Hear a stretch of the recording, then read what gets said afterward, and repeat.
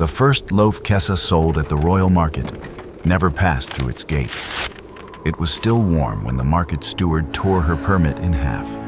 Kessa stood beside a handcart loaded with 120 loaves, watching the 2 pieces of parchment drift into the slush between her boots. Dawn had barely reached the copper roofs of High Court. Around her, merchants pushed carts beneath the royal arch, while guards inspected seals, counted barrels, and complained about the cold. The air smelled of horses, wet stone, and Kessa's bread. Dark crust, roasted onion, black salt, and the faint sweetness of ember grain. That smell had drawn half the gate's attention before anyone noticed the baker was an orc. Kessa was tall, even among her own people, with powerful flour-dusted arms, warm olive-green skin, amber eyes, and 2 small ivory tusks curving past her lower lip. Her heavy black hair was braided down her back with 3 copper beads. She wore a clean russet dress beneath a thick brown apron, and the heat of the bakery still clung to her despite the winter wind. The market steward looked at her as though the bread had spoiled in front of him. "Royal stalls are reserved for chartered citizens," he said. Kessa pointed toward the slush. That was a provisional charter, issued before the office understood the applicant's circumstances. "My circumstance is that I bake bread. Your circumstance is visible." Several merchants slowed to listen. None stopped. People in High Court were skilled at witnessing injustice while appearing late for business. Kessa looked beyond the steward to the stall she had rented for the month. It stood beneath a striped awning near the fountain, empty except for the new wooden sign she had carved herself. She had paid the fee. She had passed the kitchen inspection. She had entered the Harvest Loaf competition under a number instead of a name, and placed first against 14 guild bakers. Only after the judges tasted her bread had they learned whose green hands had kneaded it. Now 120 loaves steamed beneath wool blankets while her chance disappeared into dirty snow. "Move the cart," the steward said. "You are obstructing royal trade." Kessa's fingers tightened around the handle. "I am royal trade." The steward turned to the nearest guard. "Remove her." The guard did not move. He stood under the arch in a dark blue winter cloak over polished steel, broad-shouldered and straight-backed, with dark brown hair touched by frost and a short beard framing a face that looked tired rather than cruel. A pale scar crossed one eyebrow. His eyes were blue-gray and fixed not on Kessa's tusks, but on the torn permit at his boots. "Sergeant Edwin," the steward said sharply. "Did you hear me?" "I heard you." "Then clear the gate." Edwin bent, picked up both pieces of parchment, and studied the seal. The permit was signed by the market office. "It has been revoked." "On what grounds?" The steward's face reddened. "Do guards question civil officers now?" "Only when civil officers ask us to put our hands on someone who has broken no law." The market became quieter around them. Kessa studied the guard. His voice was calm, but one gloved hand rested near his belt, not on his sword, simply prepared. She had known men who became brave only when an audience gathered. She had also known officials who offered kindness in public and collected payment in private. She trusted neither performance. The steward stepped closer to Edwin. "The charter is void. The stall is closed. The baker leaves. That is the law." Edwin looked at Kessa. "Are you selling from inside the market?" "Apparently not." "How much for a loaf?" The question caught her off guard. "What?" He removed one glove and reached into his purse. "The round one with the onions." "You are on duty," the steward snapped. "Guards are permitted breakfast." Edwin placed 2 silver pennies on the cart. "Unless that charter has also changed this morning." Kessa looked at the coins. They were more than the loaf cost. 1 penny, she said. Keep the other. I am a baker, not a charity box. Their eyes met. Something almost like amusement moved beneath Edwin's stern expression. He took 1 coin back. Kessa chose the finest loaf on the cart. Its crust had opened along the top in a clean golden seam. She wrapped it in brown paper and handed it to him. If you want hotter and uncensored orc-bound fantasy romance stories, I'll be sharing them on my Patreon page. These are the deeper and more intense scenes I can't post here. So check the description for details. Edwin's bare fingers brushed hers. He did not flinch at the heat of her skin or glance around to see who was watching. He tore the loaf open. Steam rose between them, carrying onion, butter, and black salt into the cold air. He took 1 bite. For a moment, the royal market waited for a human guard to decide whether an orc woman's bread was safe. Edwin chewed slowly. Then he closed his eyes. That bad? Kessa asked. He opened them again. I haven't tasted this since the northern forts. Then your northern cook knew what she was doing. He did not. The orc families outside the wall fed us after our supply carts froze. Edwin looked down at the dark crumb. This kept 40 men alive through a bad month. The steward made an impatient sound. A touching memory.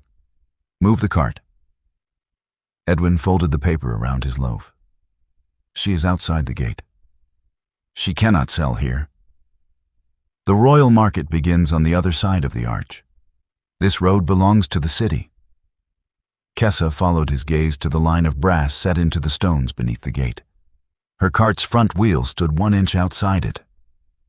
Edwin looked at her. If the wheel remains where it is, you are not trading in the royal market.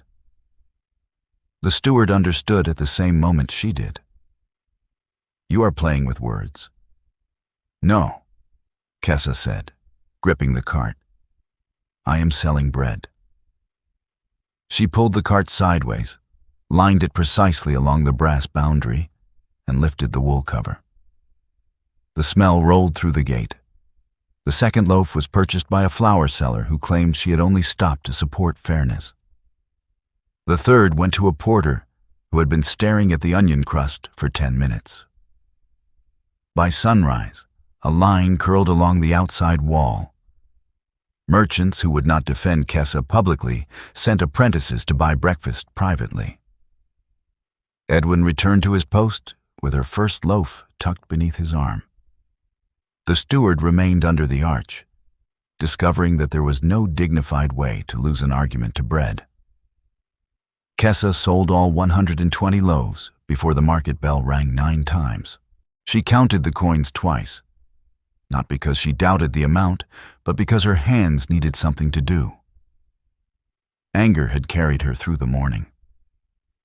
Now that the cart was empty, exhaustion moved into the space it left. The steward had taken her stall, her fee, and her permit. Edwin had found a line in the stones. Neither fact guaranteed she could return tomorrow. She folded the wool covers and tied them beneath the cart. When she looked toward the arch, Edwin was speaking to an elderly farmer about a barrel seal. He did not glance at her. That pleased her more than it should have. He had not bought the loaf to begin a courtship or collect gratitude. He had returned to work. Kessa pulled the cart home through the lower city. Her bakery stood in the old river quarter where the streets narrowed, the roofs leaned together, and no royal architect had visited in 60 years. A carved stone oven filled the back half of the building. The oven was older than the kingdom's current dynasty and temperamental as an aunt who remembered every insult. It baked evenly only when the left vent was opened by 2 fingers and the firewood included 1 piece of apple. Kessa had learned its moods from her mother and its repairs from necessity. She spent the afternoon preparing dough for the next day, though she had not yet decided whether returning would be bravery or stupidity. Flour coated the work table. 6 bowls of starter bubbled along the shelf. Onion skins gathered beside the knife. At dusk, someone knocked on the bakery door. Kessa opened it with a rolling pin in one hand. Edwin stood outside without his helmet. Snow had melted into his dark hair. He carried an official-looking leather folder beneath one arm and the brown paper from her loaf in his other hand. "If you have come to arrest me," Kessa said, "you are late. I have already washed the evidence." He looked at the rolling pin. "Is that how bakers welcome every customer?" "Only the armored ones. I'm not wearing armor." "Then you have made a poor professional decision." Edwin's mouth almost smiled. "May I come in?" "Why?" He held up the folder. "Your permit fee was not returned." Kessa lowered the rolling pin slightly. "You walked across the city to tell me the market stole my money?" "I walked across the city to bring the form that requires them to return it." "There is a form for honesty?" 3 copies. She stepped aside. Edwin entered and stopped as the bakery's heat struck him. Without his cloak and armor, he looked less like a symbol of royal authority and more like a man who had been awake since before dawn. He wore a charcoal wool coat over a plain blue shirt. The scar through his eyebrow was more visible in the oven light. His gaze moved across the flour-dusted tables, the baskets cooling near the window, and the old stone oven breathing orange in the back wall. "This is where you made it," he said. "Most bread begins in a bakery." "I meant the ember loaf." "You know its name?" "The families outside Northwatch called it ash bread." Kessa set the rolling pin down. "Humans call anything dark ash bread." "What should I call it?" "Ember loaf. The grain is toasted before milling. That is why it stays soft in the cold." Edwin placed the folded wrapper on her counter, as if returning something valuable. "I saved half for supper. It did not survive the walk." "A tragedy." "I showed discipline for almost 3 streets." She laughed before she could prevent it. Edwin looked briefly startled, then pleased. Kessa opened the folder. The refund form required her name, address, trade classification, stall number, reason for cancellation, and confirmation from the officer who witnessed the revocation. Edwin had already signed the final line. "You wrote that the charter was withdrawn without stated cause," she said. "That is what happened. Your steward will dislike this." "He is not my steward." He believed otherwise. Many men mistake proximity to power for ownership of everyone nearby. Kessa studied him over the form. "Why are you doing this?" He did not pretend to misunderstand. "Because the law should be heavy enough to hold powerful people still, not only those beneath them." "That sounds rehearsed." "My father was a court clerk. He said it every time he came home angry." "Was he often angry?" "Constantly." She dipped a pen and filled the empty lines.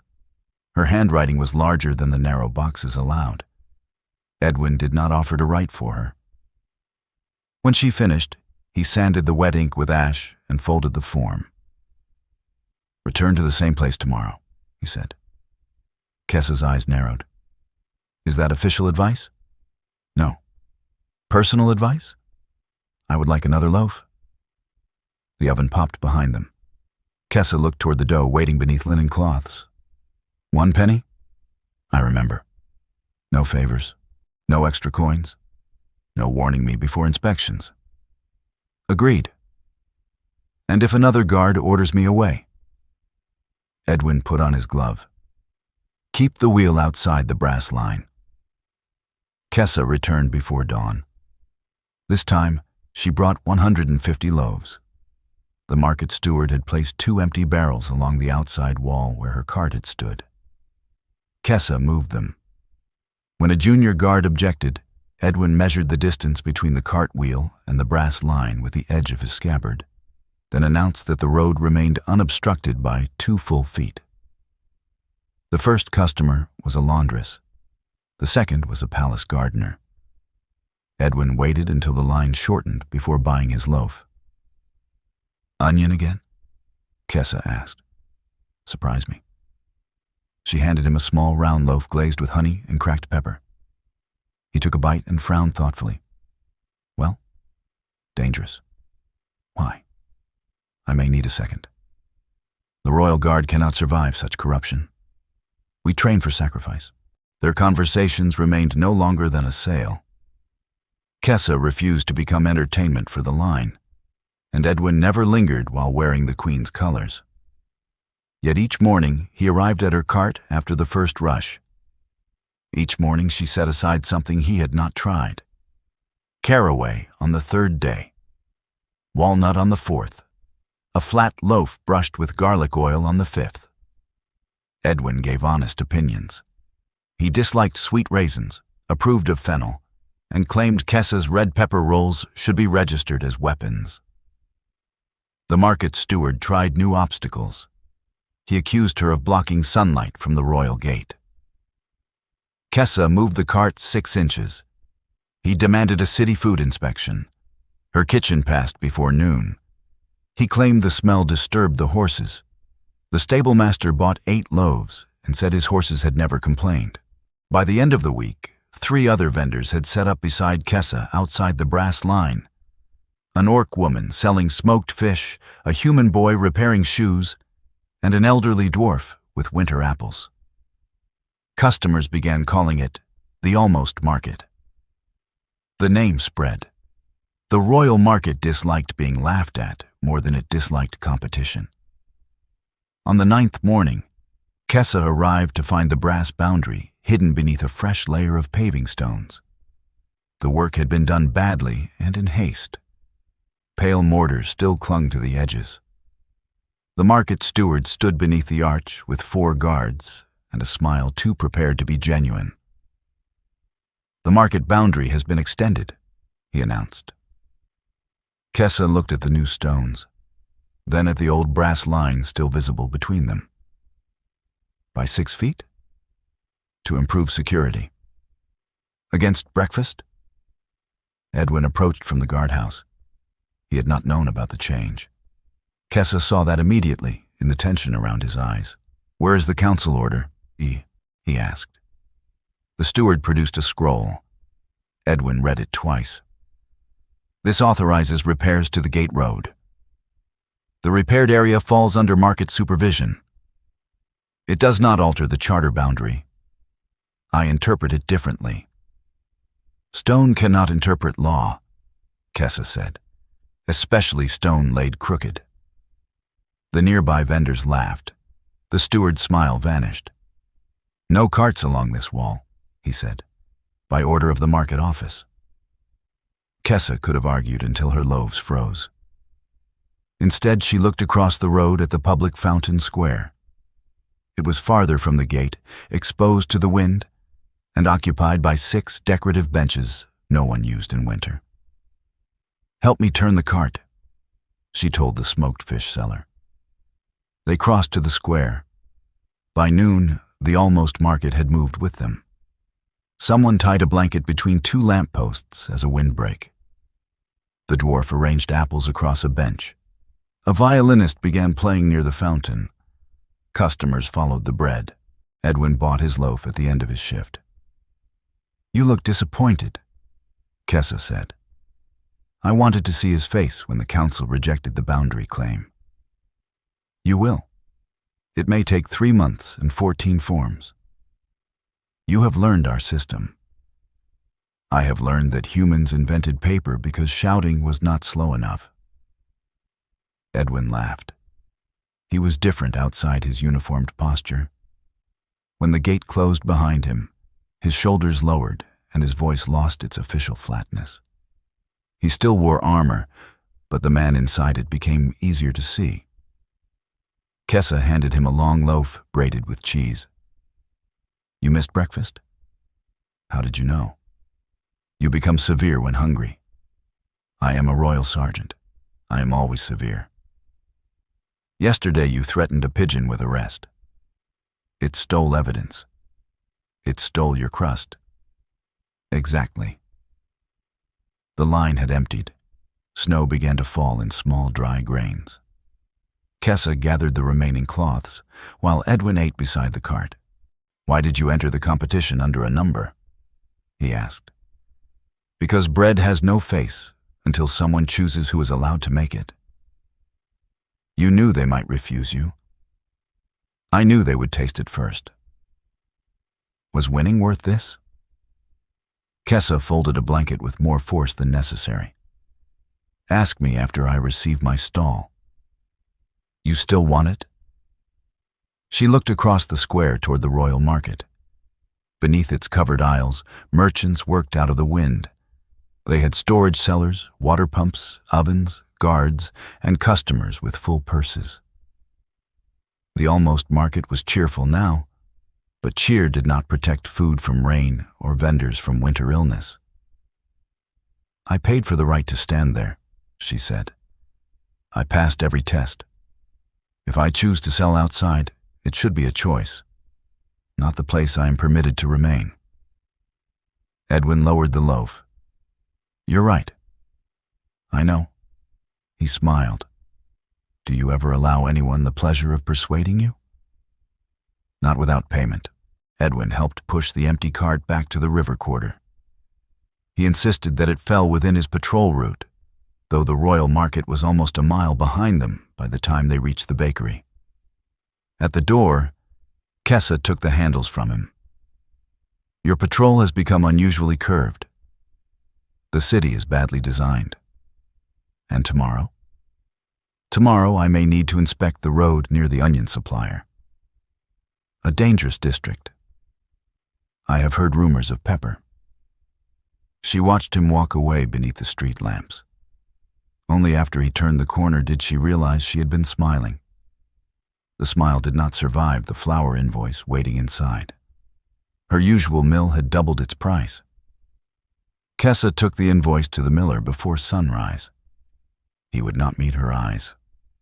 The Grain Bakers Guild had purchased his entire winter output and forbidden him to sell wholesale flour to unchartered businesses. "You have bought from my family for 12 years, Kessa said. "I have a wife and sons. So did my mother. The guild can close me. And if I close?" The miller stared at the flour dust on his sleeves. "I am sorry." Kessa believed him. It did not make the empty bins in her bakery less empty. She refused to tell Edwin. For 3 mornings, she baked smaller batches and claimed the demand had surprised her.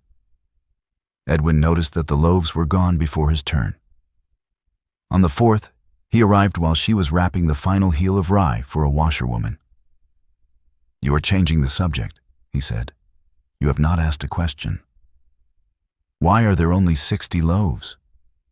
Perhaps I have become lazy." Edwin looked at the flour on her apron and the exhaustion beneath her eyes. "You were baking when my patrol passed it too. Then your patrol remains badly designed." Kessa. It was the first time he had used her name without Sergeant's distance between them. The sound of it in his voice made honesty more difficult. "The guild bought my mill's output," she said. "I am solving it." "How?" "By asking people who do not report my business to guards." Edwin took the answer without offense. "Fair. Do not investigate. Do not threaten the miller. Do not turn this into proof that I need protection." "What may I do?" "Buy something tomorrow before the line ends." He nodded. "Then save me the first. The first loaf belongs to whoever pays first. I will arrive earlier." Edwin appeared the next morning while stars still showed above the fountain. Kessa had no cart. He waited until sunrise, then went to the river quarter. The bakery door stood open. Inside, Kessa and 4 orc neighbors were unloading sacks from a narrow boat. The grain was coarse barley grown on marsh islands beyond the city tax roads. It contained husks, stones, and enough river dust to build a small wall. Kessa turned when Edwin entered. "You are not on duty." "I came to buy the first loaf." There will be no bread until tomorrow. He looked at the sacks. Do you need help? Can you lift? Edwin removed his coat. By noon, his blue shirt was gray with dust. He carried sacks, repaired the broken grain sieve, and obeyed Kessa's instructions without attempting to improve them. When a neighbor asked whether the human guard had been purchased by the hour, Kessa said he was working off a debt for excessive questions. Edwin heard and agreed. The marsh barley behaved differently from fine wheat. It drank more water, rose slowly, and produced a crust hard enough to discourage weak teeth. Kessa mixed it with ember grain and mashed winter squash for softness. The first batch collapsed. The second tasted bitter. The third emerged from the oven after midnight, dark gold and fragrant. Edwin had fallen asleep on a flour sack near the wall. Kessa tore one loaf open. The crumb was dense but tender. Steam touched her face. She spread butter across a piece and nudged Edwin's boot. His eyes opened instantly, one hand reaching for a sword he was not wearing. If you attack my oven, Kessa said, you will lose. Edwin sat up and accepted the bread. He ate half the piece before fully waking. Well? She asked. He swallowed. It tastes like a warm field. Kessa stared at him. That is either poetry or fever. I carried 20 sacks. Allow me one poor sentence. She tasted it again. Warm field was not entirely wrong. It needs salt, she said. It needs nothing. You have no standards when tired. I bought your first loaf before I knew you. My standards are excellent. The oven light caught the scar through his eyebrow. He was close enough that Kessa could see a streak of flour along his jaw. Without thinking, she brushed it away with her thumb. Edwin went still. Her hand remained against the rough warmth of his face. The bakery had become quiet around them. Their neighbors had gone home. Snow whispered against the windows. The old stone oven breathed like a sleeping creature. Edwin did not reach for her. Was there flour? He asked softly. A great deal? Did you get it? Most of it. Kessa lowered her hand. You should sleep. I was. Somewhere with a bed. An ambitious idea. She packed 2 barley loaves into his coat and sent him home before the warmth of the room persuaded her to make a different decision. The new bread saved the bakery. It was cheaper than wheat, filling enough for laborers, and remained soft for 3 days. Customers named it river bread. Kessa disliked the name but printed it on a small board because customers were more stubborn than bakers. The almost market expanded again. Canvas awnings appeared around the fountain. The city cobbler installed a brazier. Musicians came on clear mornings. Human housewives who had once sent servants began arriving themselves. They learned the names of the orc fish seller and the dwarf apple grower. Children played around the dry fountain while their parents waited for Kessa's bread. The royal market remained larger, richer, and protected by law. But for the first time, it was not the only place where High Court gathered. The palace noticed. A kitchen official visited Kessa's bakery wearing a coat trimmed in gold braid. He carried an order for 400 river loaves to be served at the Queen's Winter Council. The price offered was half of Kessa's usual wholesale rate. The honor of supplying the palace makes up the difference, he said. Can honor be ground into flour? He blinked. No. Then my miller will not accept it. The palace order would establish your reputation. My reputation is why you are standing in my bakery. The official looked around at the old walls. A royal contract could move you into respectable premises. Kessa set both hands on the counter. These premises fed river families during 2 floods. They are respectable. He left without placing the order. That evening, Edwin arrived with a split lower lip. Kessa noticed before he removed his cloak. Who hit you? A cabinet. Was the cabinet arrested? It resisted. She pointed to a stool. "Sit." He obeyed while she soaked a cloth in cold water. The cut was shallow. A bruise had begun along his jaw.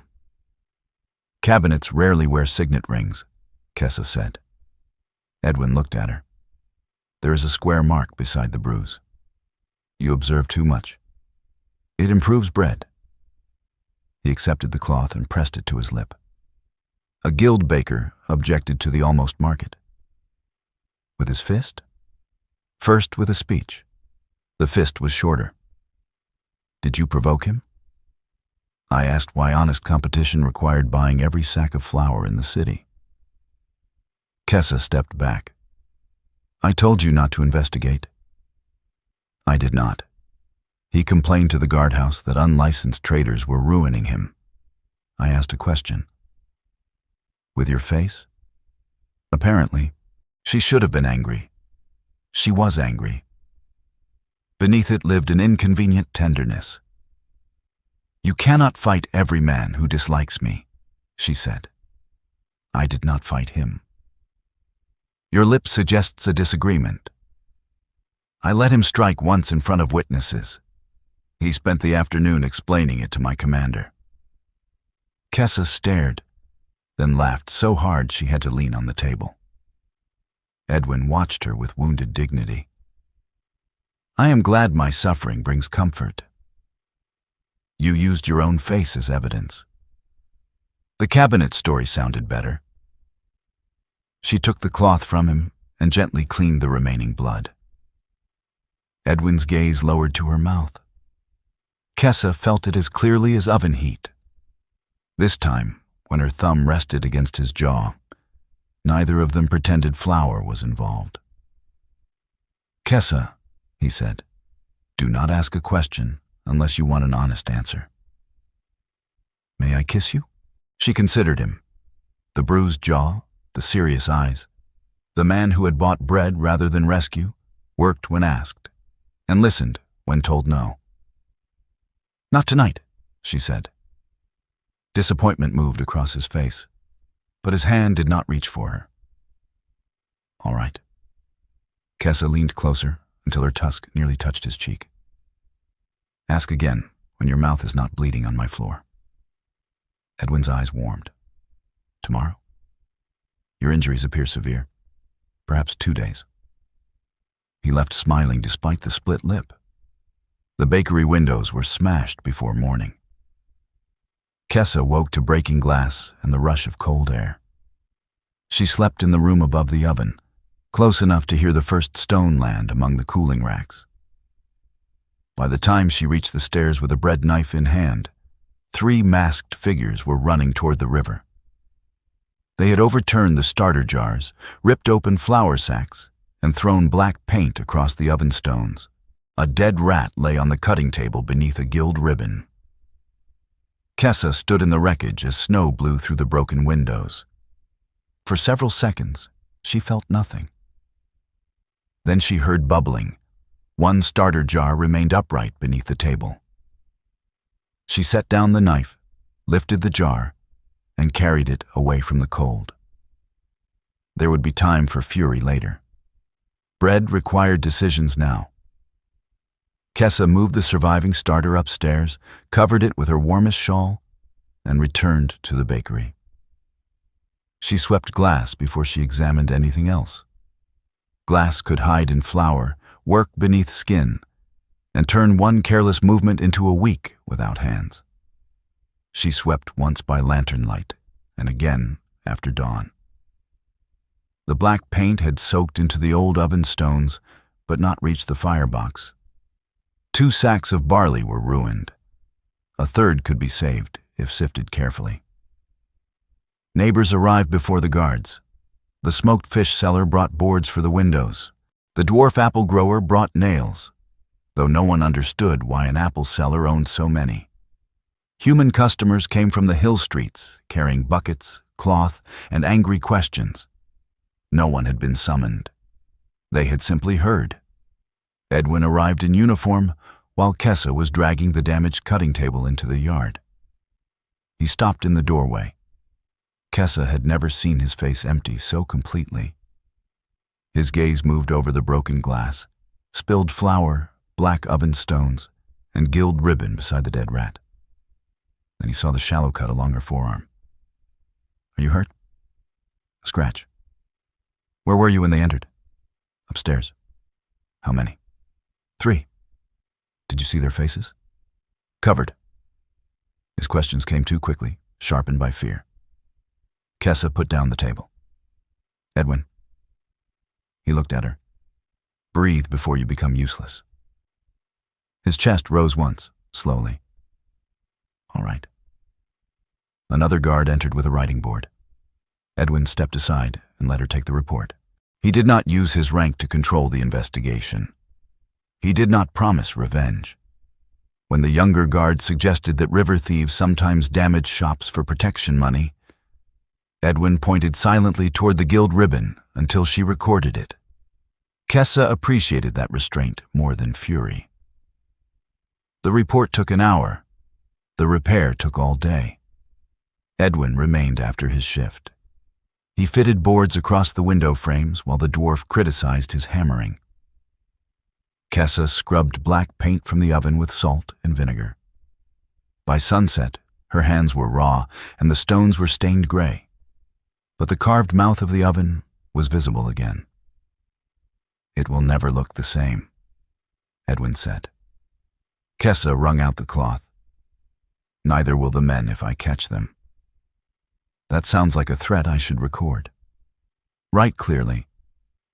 He smiled, then became serious. "You do not have to open tomorrow." "Yes, I do." "Resting one day is not surrender."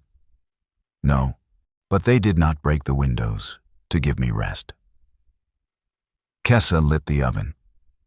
The remaining starter had weakened in the cold. She fed it warm barley mash and waited.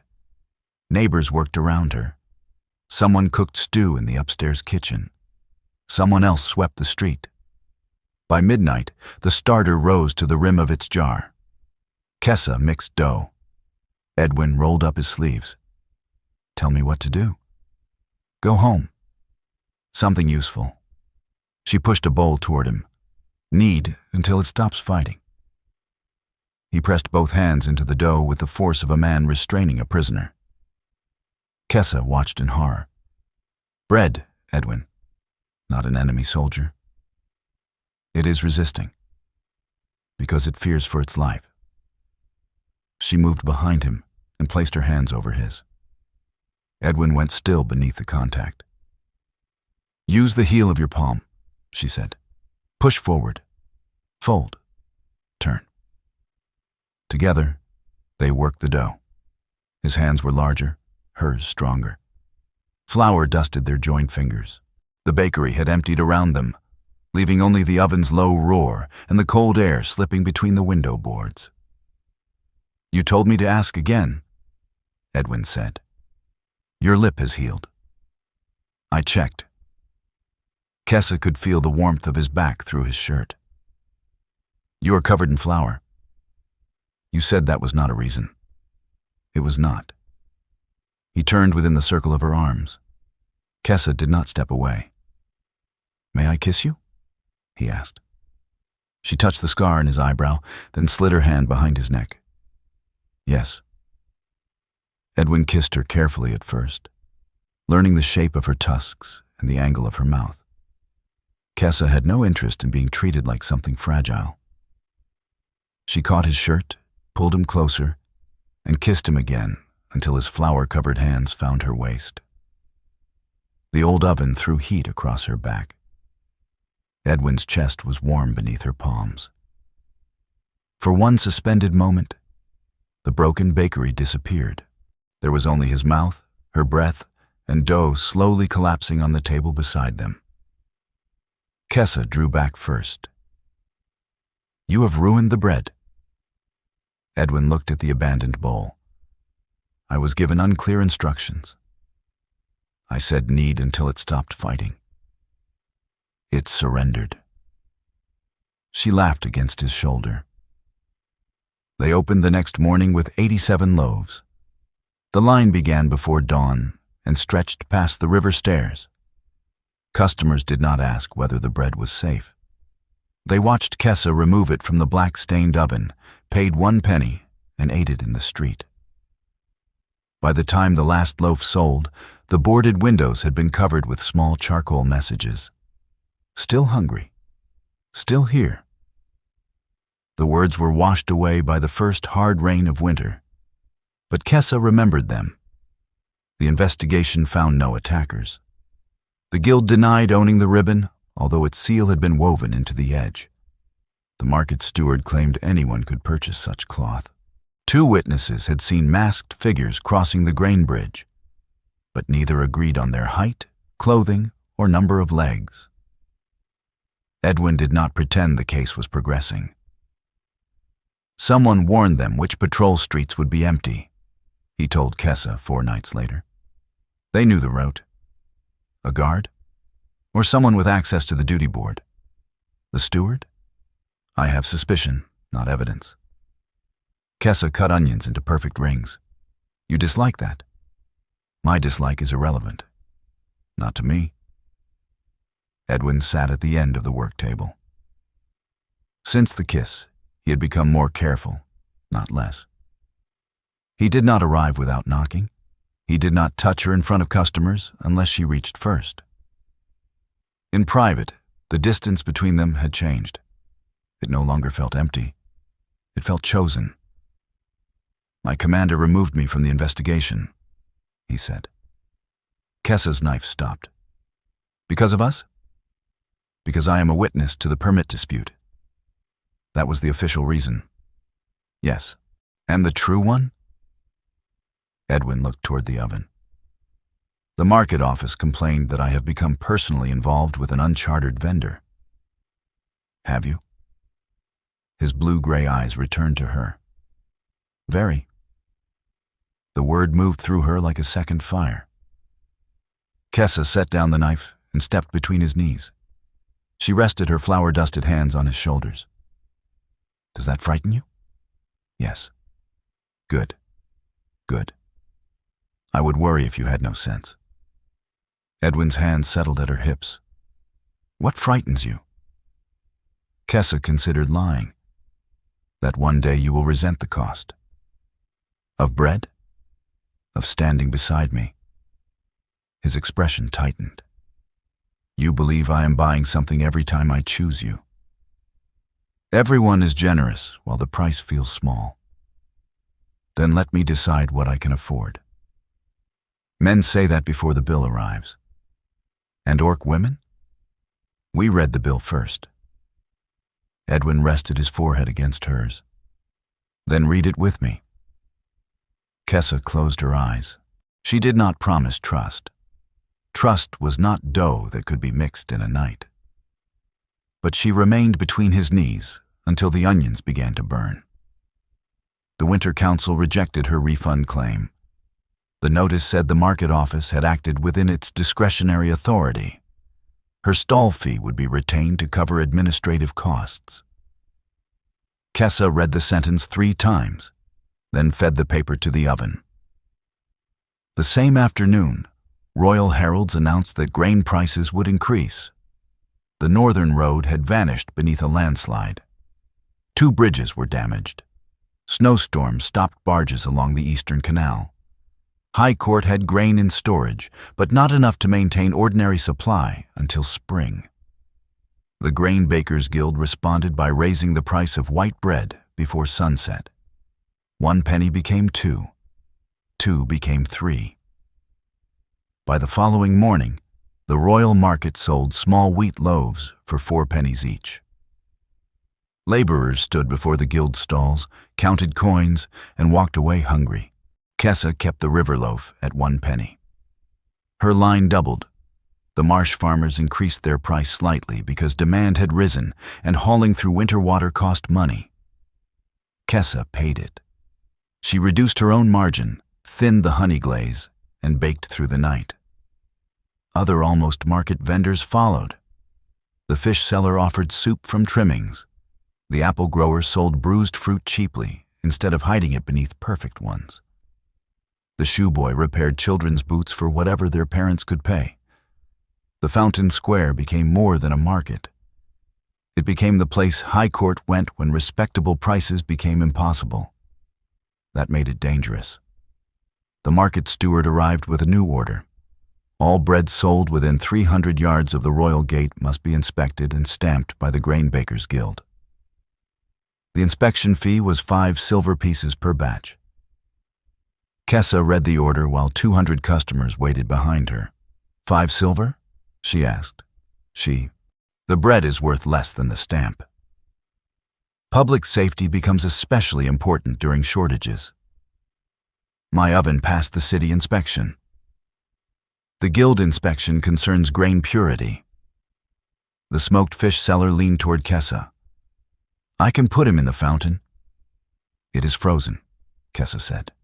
Even better. Edwin stood with the other gate guards, unable to interfere with a written council order. Kessa saw the conflict in his face. She shook her head once. Do not turn this into your choice. He understood. Kessa folded the order. When does it begin?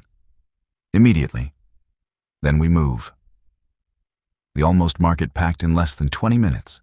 Vendors lifted awnings, baskets, barrels, and benches. Customers carried what sellers could not. They marched away from the Royal Gate through the upper streets, while the steward watched his order become useless by distance. They stopped in the courtyard of an abandoned bathhouse 4 streets south. The walls blocked the wind. An old covered pool created a natural square. 2 entrances allowed carts. The building belonged to the city, but had stood empty since its pipes froze 10 years earlier. Kessa set her bread cart beside the dry fountain statue. We open here tomorrow, she said. The fish seller examined the cracked roof. It leaks. Then sell fish beneath the leak. The dwarf kicked a rotten board. The floor is dangerous. Edwin knows carpenters. From the courtyard entrance came a familiar voice. Edwin knows one carpenter, and he owes him money. He had followed after his shift. By midnight, 27 people were repairing the bathhouse. They patched the roof with sailcloth, cleared broken tiles, and set iron braziers along the walls. Edwin's carpenter friend repaired the worst floorboards in exchange for bread until spring. Someone found old tables in a storage room. Someone else painted a sign above the entrance. Free market, it read. Kessa disliked the name because nothing was free. Flour cost coin. Labor cost time. Courage cost more than either. But the words made people stand straighter, so she allowed them to remain. The free market opened at sunrise. No royal arch stood above it. No brass line decided who belonged. Human, orc, dwarf, and anyone else could rent a space for the cost of maintaining the building. Each vendor received 1 vote. Prices were posted openly. Anyone caught cheating weights lost a stall for a month. Kessa had wanted one place inside the royal market. Instead, she helped build a rival. The palace kitchen official returned 2 days later. This time, he removed his gold-trimmed coat before entering the bakery, perhaps remembering her opinion of respectability. The Winter Council requires 600 loaves, he said. At half price? At your stated price. Kessa kept shaping dough. Why? The guild cannot fulfill the order. They have warehouses full of wheat. They have flour. Their bakers refuse the palace rate while market prices are higher. Kessa placed the shaped loaf into a basket. And if I refuse? The council dinner serves turnips. A useful lesson. The official lowered his voice. The queen will be present. Does she chew differently from a dock worker? No. He looked faintly tired. But she can change the charter regulations. Kessa's hand stopped. You want me to impress her? I want the council fed. What happens after that is beyond my office. Kessa thought of the torn permit in the slush. Then she thought of the free market courtyard filled with people who had stopped waiting for permission. 600 loaves require grain, she said. The palace can release barley from the cavalry stores. Good barley? The horses have not complained. Everyone in this city uses that argument. She accepted the order under 3 conditions: payment before delivery, her bakery named on the council menu, and 200 additional loaves released to the city shelters at palace expense. The official objected to the 3rd condition. Kessa opened the door. He agreed. Edwin arrived after dark to find every table covered with dough. "You took the palace order," he said. "News travels too quickly through men in armor. The guardhouse is discussing whether counselors can digest barley. We will discover it together." He removed his cloak. "What do you need?" "Sleep. For you or me?" "Both. Neither will receive it." For the next 30 hours, the bakery did not close. Free market vendors worked in shifts. The fish seller measured flour and complained that it behaved less honestly than fish. The dwarf apple grower carried firewood. Human washerwomen shaped dough beside orc dock workers. Edwin slept for 40 minutes, sitting upright against the wall, woke when a tray clattered, and returned to kneading without asking what time it was. Kessa stood at the center of it all. She adjusted water, judged heat, corrected hands, and listened to 600 loaves becoming themselves. Bread spoke before it burned. The crust crackled differently when the oven was too hot. Dough sighed when it had risen enough. By the final batch, exhaustion had sharpened her senses until every sound felt bright. At dawn, the last river loaves emerged dark gold from the stone oven. 6 palace carts waited outside. Kessa counted every basket. 600 for the council, 200 for the shelters. The kitchen official stamped the delivery sheet and ordered the drivers forward. They reached the royal market gate as the city woke. The market steward was waiting. Behind him stood 3 guild officers and a row of guards. Edwin had returned to duty and taken his place beneath the arch. His face revealed nothing, but Kessa saw that his hands were clenched behind his back. "Unstamped bread may not pass within 300 yards of the royal gate," the steward announced. The kitchen official held up the palace order. "This is a direct council purchase. Public safety rules contain no palace exception. The bread is for the Queen's table. Then the Queen deserves inspected grain." One guild officer opened an inspection case. "We can stamp the batch for 3,000 silver pieces." Kessa laughed. The sound surprised everyone, including her. "You could buy the bakery for that," she said. "Then perhaps you should have joined the guild." I applied. "Your application was unsuitable." My hands became suitable when the palace grew hungry. The officer looked away. The steward signaled the guards. "Confiscate the carts until inspection is complete." No one moved. His gaze found Edwin. "Sergeant." Edwin stepped forward. Kessa's heartbeat became heavy. She had told him not to turn every conflict into proof of devotion. She did not need him to destroy his life for a gesture. But she also knew what obedience would cost him afterward. Edwin looked at the stamped delivery order, then at the guards. "Stand down," he said. The steward's face changed. "I ordered confiscation. You do not command the royal guard. The council order requires guild inspection for bread sold near the market. This bread has already been purchased at the bakery. It is not being sold here." The steward stared at him. Kessa felt a fierce smile begin. Edwin continued. "The same law you used to drive her away does not give you authority over where purchased bread may travel." "You are twisting words again." "No," Kessa said. "He is delivering breakfast." The other guards lowered their hands. The market steward stepped close enough to Edwin that their cloaks touched. "Your uniform will not survive this." Edwin's voice remained quiet. "Then it was made from poor cloth." He walked to the lead cart and opened the gate. Kessa took the handle beside him. Together, they pulled the first load beneath the royal arch. The royal market watched the orc baker it had forbidden enter with 6 carts of bread for the palace. Merchants came out from their stalls. Apprentices stopped carrying baskets. Some faces showed anger, some curiosity, and many the careful surprise of people realizing a boundary had moved without permission. Kessa did not lower her eyes. At the fountain, she removed 1 loaf from the first basket and handed it to Edwin. "You already paid," she said. He understood. Months earlier, beside the same gate, he had bought her first loaf when everyone else waited to see whether she was allowed to exist there. Now he broke the bread and handed half back to her.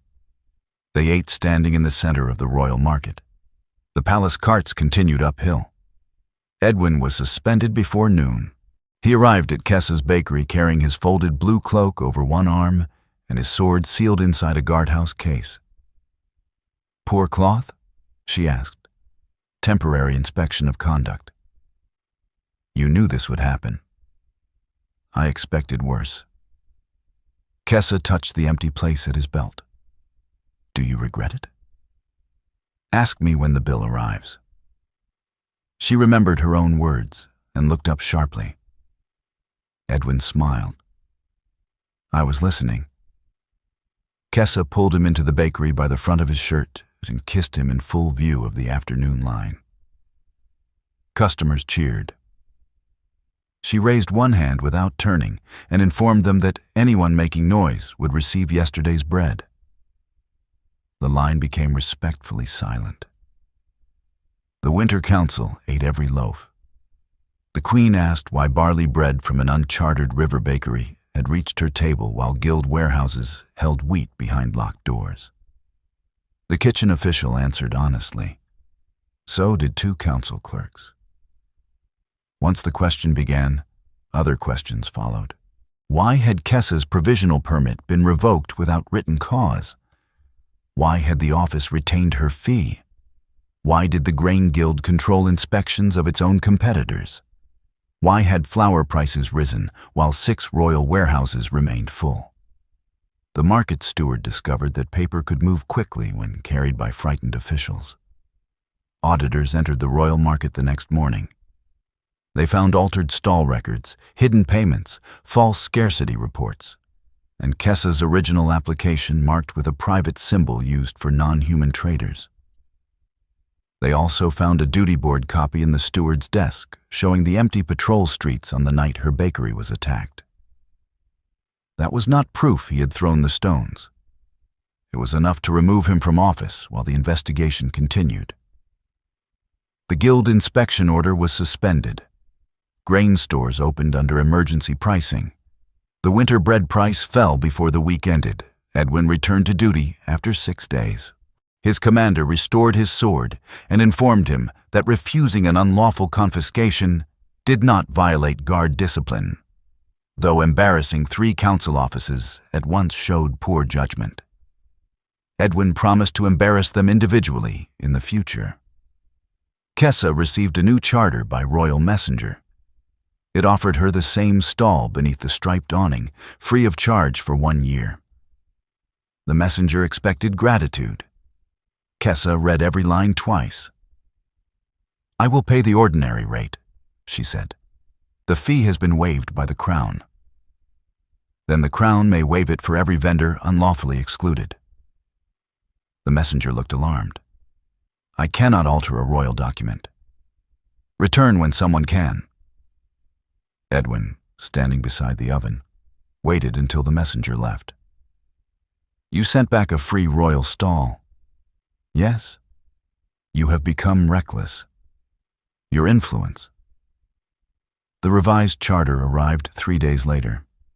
It removed ancestry and guild sponsorship from market applications. Stall fees would be based on size and location alone. Inspection authority moved to an independent city office. Every rejected applicant from the previous 5 years could reapply without cost. Kessa signed. She did not abandon the free market. She gave her royal stall to the cooperative and used it as a rotating window for vendors who had never been permitted beneath the arch. Smoked fish appeared there first. Then winter apples. Then boots repaired by the boy who was no longer quite a boy. Kessa sold bread there 2 mornings each week. On the first morning, she wheeled 120 loaves through the gate. No steward blocked her. No one tore her permit. Edwin stood at his post, pretending the entire guardhouse had not arranged itself to watch. Kessa parked beneath the striped awning and lifted the wool cover. A line formed immediately. Edwin waited at the back. When his turn came, only 1 loaf remained. The round onion loaf she had set aside before dawn. "How fortunate," he said. 1 penny. "After all we have endured, I receive no discount. You have been eating without payment in my kitchen for weeks. Those were quality inspections. Then I owe the city a great deal of tax." He placed 1 penny on the counter. Their fingers touched around the warm loaf, just as they had at the gate. This time, Kessa held his hand. "Come after your shift," she said. "Is something wrong? The upstairs room has 1 chair. I have noticed. I am buying another." Edwin looked at her carefully. "A serious commitment. Do not become emotional in uniform. Never." He failed badly. Spring came late to High Court. When the river thawed, marsh grain arrived in painted boats. Kessa signed direct contracts with the farmers who had helped her survive winter. She paid a steady price rather than the lowest one, and taught 3 young bakers how to use ember grain. The free market repaired the bathhouse roof properly and reopened the old public kitchen. Edwin moved into the room above the bakery with 1 chest, 4 shirts, and an unreasonable number of reports he claimed he might read someday. His new chair stood beside Kessa's near the oven. Most evenings, he fell asleep in it before finishing supper. They argued about flour on the stairs, armor near the dough, and whether a guard's boots belonged beneath the bed. Kessa won 2 of those arguments. Edwin continued claiming the 3rd remained under review. Their life did not become easy because the Queen signed a charter. Some royal market merchants still refused to speak to Kessa. Guild bakers accused her of receiving special treatment after spending months preventing her from receiving equal treatment. Customers occasionally asked whether Orc bread contained unusual ingredients. Kessa told them only the rude ones. But each morning, her oven opened. Each morning, High Court smelled onion, black salt, barley, honey, and ember grain. 1 year after the steward tore her permit, Kessa arrived at the royal market with a smaller covered basket. Edwin waited beneath the arch in a new blue cloak. He had been promoted, though Kessa insisted the additional silver stripe only made him easier to find in a crowd. She handed him a loaf shaped like a ring. Edwin turned it in his hands. "Is this a proposal?" "It is bread." A disappointing answer. "Eat it." Inside the loaf, wrapped in a narrow piece of oven paper, he found a plain copper band. Edwin stared at it. Kessa folded her arms. "You bought the first loaf when no one else knew whether they were allowed." "I remember." "You have purchased several hundred since." "I am a loyal customer." "You are expensive, frequently late, and poorly trained with dough." "This proposal is improving." Her amber eyes softened. "Will you keep coming home anyway?" Edwin slipped the copper band onto his finger. "Every night you will let me." She kissed him beneath the royal arch while merchants complained that the morning traffic had stopped. They married in the free market courtyard, not the palace and not the royal square. The fish seller cooked. The apple grower provided enough nails to build every table and still refused to explain why he owned them. Guards stood beside dock workers, farmers beside council clerks, and no brass line divided the guests. Kessa baked the wedding bread herself. The first loaf went to Edwin. Years later, visitors to High Court were told that the city's finest bakery stood in the river quarter. They came expecting a royal shop with marble counters and gold signs. Instead, they found an old stone oven stained dark from paint that never fully washed away. Boarded marks still visible around the repaired windows, and 2 chairs beside the fire. Above the counter hung Kessa's torn permit, its halves stitched together with copper wire. Beside it hung a single penny in a wooden frame. When customers asked whether the coin was lucky, Edwin always said yes. Kessa always corrected him. "Luck did not buy that loaf," she would say. "A choice did." Then she would pull the next batch from the oven, and the entire street would remember how one warm loaf moved the boundary of a kingdom.